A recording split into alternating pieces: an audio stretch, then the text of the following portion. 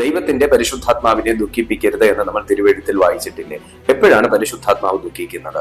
തന്റെ സൃഷ്ടികളായ മനുഷ്യരിലൂടെ സാത്താന്റെ മുമ്പിൽ ദൈവത്തിന് പേരെടുക്കാൻ കഴിയുന്ന ഏതൊരവസരവും ഏതൊരു സമയവും ഒരു മനുഷ്യൻ നശിപ്പിക്കുന്നുവോ, അത് വാക്കുകൾ കൊണ്ടോ പ്രവൃത്തികൾ കൊണ്ടോ എങ്ങനെയെങ്കിലും അത് നശിപ്പിക്കുന്നുവോ, ആ സെക്കൻഡിൽ ദൈവത്തിന്റെ പരിശുദ്ധാത്മാവ് ദുഃഖിക്കുന്നു.